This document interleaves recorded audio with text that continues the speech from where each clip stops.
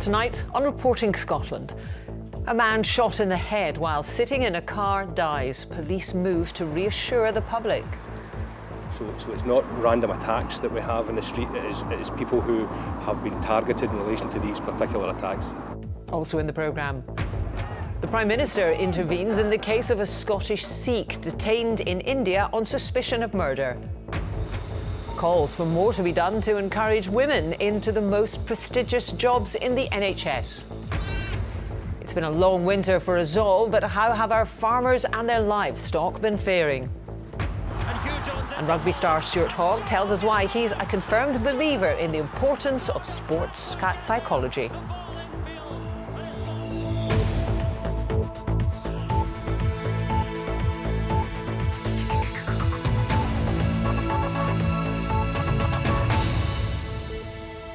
Good evening. A man who was shot in the head while sitting in a car in Glasgow has died. 29-year-old Kenny Riley was shot on Monday night while the car waited at traffic lights in the Maryhill area. Detectives think the shooting is connected to a local feud. Our Home Affairs correspondent Revel Alderson is at the scene of the shooting for us tonight. Revel. Jackie, this busy junction in the Maryhill area of Glasgow, the corner of Billsland Drive and Maryhill Road, remains closed tonight. Billsland Drive is the scene of the shooting. Police are still here in numbers, but they have stepped up their efforts recently.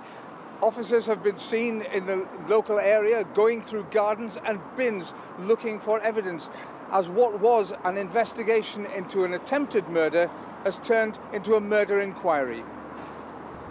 Kenny Riley was attacked as he waited in his car at these traffic lights in Glasgow's Maryhill area late on Monday evening. Police said it was a targeted attack, meaning it's the latest in a series of gangland shootings in the past 2.5 years. Police say they've had an operation concentrating on organised crime gangs in Glasgow and have made arrests, but they admit they must do more to reassure the public. I completely appreciate there may be concern with the public in relation to this latest incident. This was a firearm again used in the streets of Glasgow. I can totally appreciate there may be concern about the possibility of organised crime being behind this, but what I would say is this is a targeted attack. All of the recent shootings have also specifically targeted the victim. At the start of last year, Ross Monaghan was shot outside a school in Pennylee. 2 months later, Ross Craig was also shot outside a school in Glasgow's south side. A gang fight in Castlemilk left a 22-year-old man shot dead in July last year. The violence continued in February this year when Paul McCall was shot in Cambuslang, and last month William Barclay was a shooting victim in Springburn, North Glasgow. Acid was poured over journalist Russell Findlay for his work exposing the city's gangs. He doesn't want his face shown on TV, but says the police are struggling to contain the violence. They have tried everything. The judicial process has handed out record sentences in some particular cases. The police, I don't doubt their sincerity. At the outset, perhaps they didn't appreciate how big it would become. There was a suggestion that there was attempts to negotiate some kind of peace, but I think that gives them a respect they don't deserve, and I think that people would be pretty appalled at that. At the scene of Monday's shooting, flowers are laid. Murder victims, whatever the circumstances, leave behind friends and loved ones. So what else are police saying, Revel? Well, they are making the point that gun crime in Scotland is very rare indeed. Very few of the homicides in the past year were carried out as a result of weapons like guns. Most, of course, are bladed weapons, knives in the majority. They're saying that because many of these attacks have been targeted, that people needn't worry about going about their normal business around the streets. And they say they have had, for the past year, Operation Engagement running. Now this, they say, has been successful. People have been arrested, drugs have been seized, firearms have been seized. The police say they're not letting up, and they will continue to investigate this and the other crimes which have happened on the streets of Glasgow in the past couple of years, Jackie. Revel, thank you very much. Theresa May has raised the case of a Scottish Sikh detained in India directly with the country's Prime Minister. Activist Jagtar Singh Johal was arrested in Punjab last November on suspicion of murder. His family say his rights have been violated because he's being held without charge. Today, Mr Johal's supporters staged a protest at Westminster. Andrew Black reports. A show of support. Friends and family of Jagtar Singh Johal travelled from his hometown of Dumbarton to Westminster. They say it's now 166 days since he was arrested. In that time, they say he's been tortured and has yet to be charged with any crime. We're still waiting to see when this charge sheet comes. So what we're saying is, if he has done anything, then give him a fair trial, but he's not getting that either. And the way the whole thing's happened, it's just gobsmacking. There's no words to describe it. Today's protest was targeting this man, Indian Prime Minister Narendra Modi. He met Theresa May after arriving in the UK for a summit with Commonwealth heads of government. Mr Johal was arrested last November in Punjab. Indian authorities say the 31-year-old's been accused of conspiracy to murder Hindu leaders and of being involved in the killing of a Christian priest. He'd contributed to this website. The Indian government says it honours militants. But Mr Johal's family says he's a peaceful activist and was in India to get married at the time of his arrest. Today, Mrs May discussed the issue with her Indian counterpart. In a statement, a Downing Street spokesperson said the Prime Minister raised Mr Johal's case with Prime Minister Modi this morning and the government will continue to make representations on his behalf until our concerns are addressed. Our High Commission staff in India have visited Mr Johal 10 times since his detention, most recently on the 22nd of March, and the Foreign Office are in regular contact with his family. The Indian High Commission say Mr Johal's made a number of court appearances and that each of the cases against him was proceeding strictly under the due process of Indian law. That won't stop Mr Johal's family. They say they'll continue to campaign to get him a fair hearing. Andrew Black, reporting Scotland. More needs to be done to encourage women into the most prestigious jobs in the NHS to ensure that patients benefit from the talent of all its doctors. Well, that's the call from medics today after BBC research into consultants' pay revealed that in Scotland only 15 out of the 100 best paid consultants are women. Aileen Clark reports. Look around any of Scotland's hospitals and you'll find that the consultants working there are predominantly men. And so the vast majority of top earners among these specialists are also men. Now, 10 of Scotland's 14 regional health boards answered the BBC's questions about top consultant pay. The total results show that only 15 out of the 100 highest earning consultants here are women. Now, when you break that down, for example, in NHS Highland and NHS Shetland, the top earning 10 consultants comprise 7 men and 3 women. But in Ayrshire and Arran and NHS Borders, no women consultants make their top 10 earning list at all. Now, doctors' organisations point out that there are a number of reasons for this difference in pay. More male consultants take on more senior roles. Men tend to take on extra paid hours and research projects. And research, for example, used to often lead to generous bonus payments. Now, while that reward scheme has been phased out, older consultants, mostly men, will have benefited and had their salaries boosted in the past. What this all starkly illustrates, though, is while now the numbers of women starting out to study medicine matches or even exceeds the number of men, it's mostly men who get on and stay on steeply climbing career paths. That's no surprise to those in the medical profession. Women often are working part-time. Many of them are caring for children and other relatives. We see 90% of part-timers are largely women, and these people do find it more difficult to progress up the career ladder. Today is Wednesday and a day off at home for this obstetrics consultant. A full-time consultant, she has negotiated Wednesday as her set day off so she can run her children to after-school activities. She backs the BMA's call for health boards to do more to encourage women doctors to apply for promotion to specialist posts. If we've got women, talented women, that are obviously not applying for these senior positions, that's a whole area of untapped talent that we are losing out on because we're not redesigning the roles to entice them to apply for the positions. I think if you thought about offering part-time jobs or job sharing, potentially some of these women would come through. The Royal College of Surgeons of Edinburgh say change is on the way, with the numbers of women currently training to be consultants ranging between 30 and 60% of doctors, depending on the specialism. Aileen Clark, reporting Scotland. A new law to pardon gay men who were convicted of sexual offences that have since been abolished has been unanimously backed by MSPs.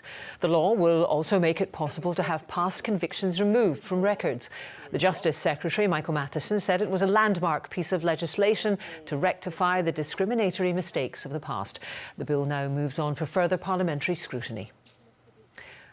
The jury in the trial of 7 men accused of murdering a 39-year-old man in Fraserburgh has retired to consider its verdict.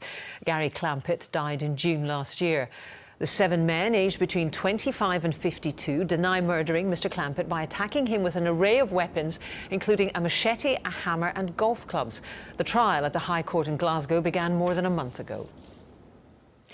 Threats to deport Commonwealth citizens who've lived and worked in the UK for decades has now become a political issue, with the Conservatives and Labour blaming each other for the treatment of the so-called Windrush generation. But what's it like to live under such a threat? And our correspondent Lucy Adams has been hearing about the impact on a man who came to Britain from Kenya almost 50 years ago and has since settled in Glasgow. It was a race against time for the Britain-bound. Thousands of Commonwealth citizens were invited to the UK in the 1950s and 60s after the Second World War. Those arriving before 1971 were given British citizenship.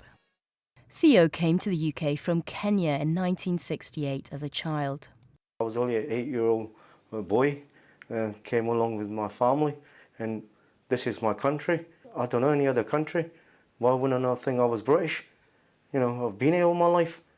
His parents and siblings had British passports, but he never applied for one because he's afraid of flying. He's worked here for almost 4 decades, but 3 years ago he lost his job. The Home Office had introduced changes, which meant he required a British passport in order to work. It's just absolutely soul-destroying me, and the fact that it's had on my wife and my son and my daughter has just been absolutely catastrophically. Earlier this week, the Prime Minister apologised to the children of Commonwealth citizens who've been threatened with deportation. I take this issue very seriously. The Home Secretary apologised to the House of Commons yesterday for any anxiety caused, and I want to apologise to you today because we are genuinely sorry for any anxiety that has been caused. Theo didn't come from the Caribbean, as with the so-called Windrush generation, but he did come from a British colony. When his own MP raised his case 2 years ago, though, he says it was largely ignored. When applying for a new job last year, he was asked to produce a passport, something he had never had before, and has been told he is here illegally. I have written to the Home Secretary about this. I'm yet to receive a response. Now he wants compensation for the years of lost wages and thousands that he's spent on legal fees. That's all I ever wanted, was justice. I just want back what the government have taken off me. But the government have been well aware of me for over 3.5 years, and they've just shoved me under the rug. He says the impact of facing deportation has been immense.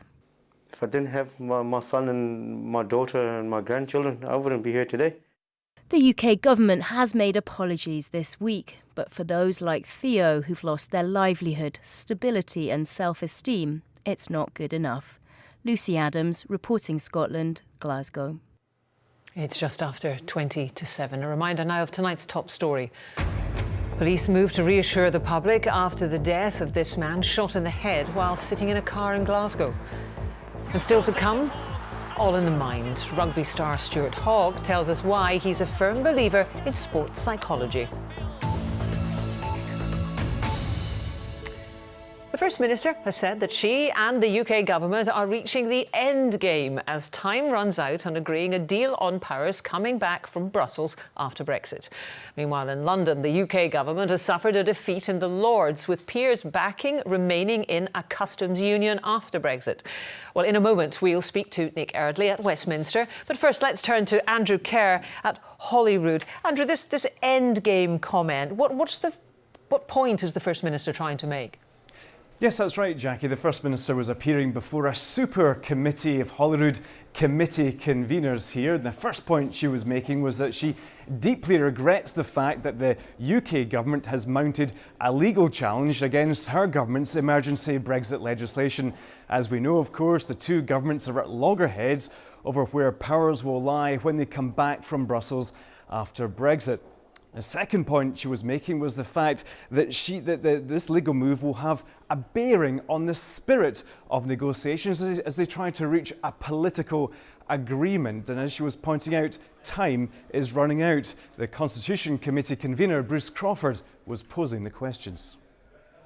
I just wonder if you could let us know what potentially might happen next, because timescales are important here in terms of how we, as a committee, come to a conclusion. We know the stage the withdrawal bill is at in terms of being at report stage in the Lords, so we would probably over the next couple of weeks need to see this come to an agreement or not. So we are talking now, more like days rather than weeks, but that's the kind of sphere we're in. Reaching the end game and whether an agreement is reached or not. Quite a significant statement on timing there. Now, further meetings are due to take place next week between the UK and the Scottish governments. The First Minister made clear in that committee that she's still hopeful, still confident that a political agreement can be reached rather than just having legal argument. Jackie. Well, let's go to Westminster now and to our political correspondent Nick Eardley. Presumably, some sort of compromise is what the UK government is after on this.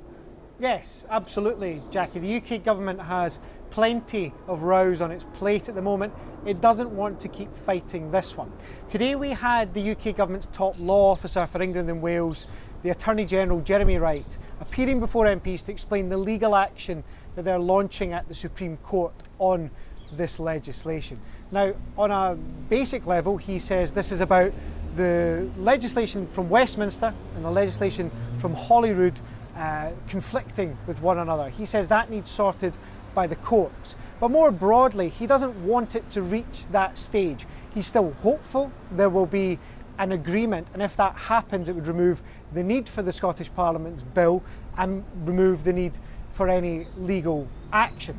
Now, as Andrew mentioned there, ministers from both governments are meeting or likely to meet next week. I understand there are still issues which need thrashed out, but it is possible that that could be the point where we see some agreement on this. And of course, we've seen that the withdrawal bill is far from straightforward, as we saw in the Lords this afternoon.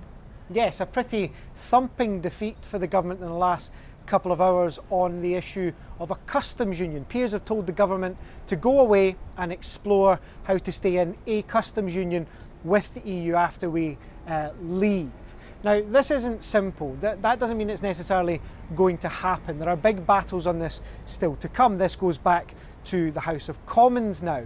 But there are plenty rows there too. Labour, the SNP, the Lib Dems, some Tory rebels back, staying in a customs union. So it's not totally clear whether the government will have the numbers to overturn this. So there are still big battles to come on Brexit legislation, and they're not just between Edinburgh and London. Nick, thank you. Nick Eardley there at Westminster and Andrew Kerr at Holyrood. The Scottish Conservative MP for Aberdeen South, Ross Thompson, has defended his conduct on a visit to Iraq after pictures emerged of him sitting on Saddam Hussein's throne during a visit to Baghdad.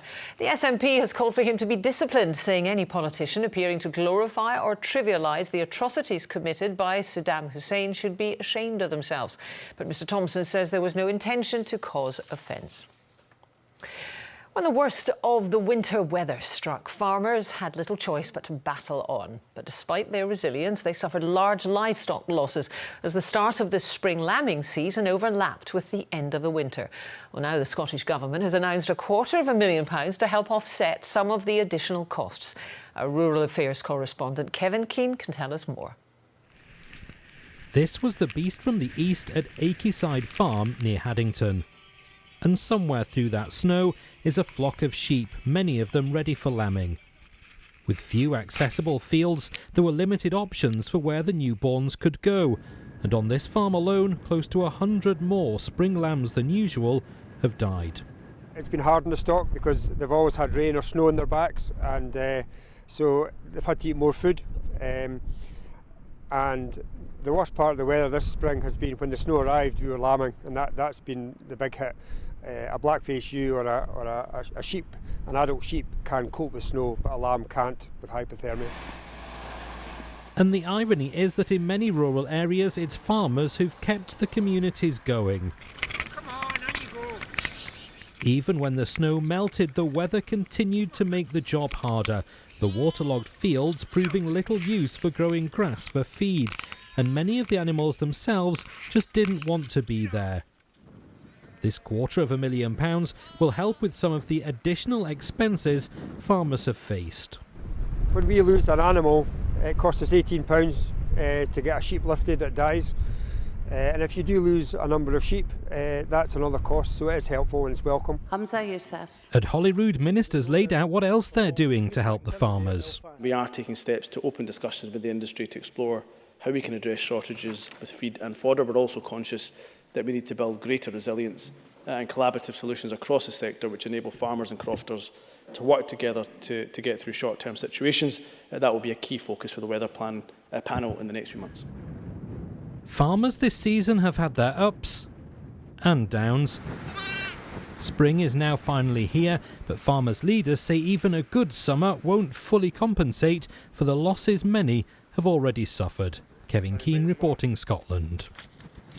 The former Rangers player Joey Barton has been appointed to his first managerial role. The player, whose contract at Ibrox was terminated after just 4 months, takes over the English club Fleetwood in June. He's currently banned for breaching football betting rules. Do Scotland's rugby players need to focus more on the psychological side of the game if they're to challenge the world's best? Well, it follows comments by the former Scotland assistant coach Jason O'Halloran, who said the national team was 20 years behind New Zealand when it came to sports psychology. But one of the country's top players is already a firm believer, as David Curry reports. Scotland fullback Stuart Hogg finding off-road driving, shall we say, testing? For the national team, though, it's performances on the road that have been challenging. In Wales are roaring towards victory here. Italy, the only team they've beaten on their Six Nations travel since 2010. Former Scotland coach Jason O'Halloran, now with Glasgow Warriors, thinks a greater focus on the mental side of the game will help. Stuart Hogg is already a believer. It's mainly just kind of goal setting for myself and setting myself different challenges, short-term and long-term goals as well. So it works for me, and some boys don't believe in it, some boys do, and it's purely up to the individual. So I believe it helps me as a player. So I'm going to stick to doing it. O'Halloran says Scotland are 20 years behind New Zealand when it comes to sports psychology. Not a view universally accepted. Scotland, they just need to learn from these disappointments and make sure you don't make the same mistakes again. And if you go back there in 2 years' time and you get beaten the same sort of way, then you go, well, how have they moved forward? And I don't expect Scotland to do that. I expect them to the next time that they go down to Twickenham, the next time they go down to Cardiff, they will learn from those experiences that they've had. Every sport, like off-road driving, has its ups and downs. Staying the course requires mental toughness, no matter how quickly or slowly you take it. David Curry, reporting Scotland, Perthshire. Right, I'm not too happy about all the good weather they're having in the south. Can we get some, please? 25 degrees down in London Yes. today. 19 though here, Inverness, not too bad. Largely dry, some sunshine, but not quite those temperatures, Jackie. Thank you. Hello there. Yes, we were plagued by some troublesome cloud today, but there was some sunshine, beautiful blue skies there over Shetland. Let's take a look at the satellite picture. You can see the warm front responsible for the cloudy skies, Shetland just sitting to the north of it. And that warm front just moving north, probably slower really than we had hoped for, and that meant the cloudy conditions were somewhat stubborn, but starting to improve now, albeit fairly late in the day. Some sunshine coming through there across the borders and indeed brightening up through the central belt. Now, as we go through the course of this evening and overnight, most of the cloud clears to leave us with clear skies overnight. Some thicker cloud with some outbreaks of rain across the Highlands and Islands. That's the trailing cold front. But elsewhere, it's dry overnight with temperatures around about 7 to 11 Celsius. Not especially cold, but still quite breezy through the North Channel. Now, tomorrow we start off with an east-west split. Eastern Scotland, bright and sunny from Aberdeenshire down towards the borders. Thicker cloud in the west. And then by afternoon, we're all into that case of some sunshine, some cloud. Still perhaps 1 or 2 light showers with the remnants of that cold front through parts of Argyll up towards the Highlands, but elsewhere dry, some sunshine. Temperatures through the central lowlands up to 18 or 19 degrees. In the northeast, perhaps up to 20. The Moray Firth, maybe up to around 21 here on the coast. Still a few showers, though, up towards the Northern Isles, but 15 degrees there in Kirkwall. Not too bad. Now, the rest of the afternoon into the evening and overnight, the cloud melts away, lovely evening sunshine this time tomorrow, and then a cooler night with clear skies. Friday, a subtle shift in wind direction. It's a westerly, so temperatures down a notch. There'll be some clouds, some showers at times, mainly in the northwest. The best of the sunshine will be found further east. Again, highs around about the mid, maybe high teens. And so to the weekend, well, we had hoped high pressure was going to stay with us both days. Now it looks like it's only going to be with us for one, and that day will be Saturday with some wet weather arriving on Sunday. So at the moment, as the weekend stands, Saturday looks the better of the 2 days, largely dry, some sunny spells, but Sunday fairly unsettled with heavy showers. So here's the detail for the weekend. There's Saturday at the moment, looks like the better of the 2 days, largely dry and bright. Temperatures warmest in the east up to around 17 degrees. Those showers, though, likely to develop Saturday night and with us through Sunday. 1 or 2 heavy, perhaps the odd rumble of thunder in the mix at times too. But of course, the timings on both of those could change. That's the forecast for now. Thank you, Christopher. Now a reminder of tonight's main news. A man who was shot in the head while sitting in a car in Glasgow has died. 29-year-old Kenny Riley was shot on Monday night while the car waited at traffic lights in the Maryhill area. Detectives think the shooting is connected to a local feud.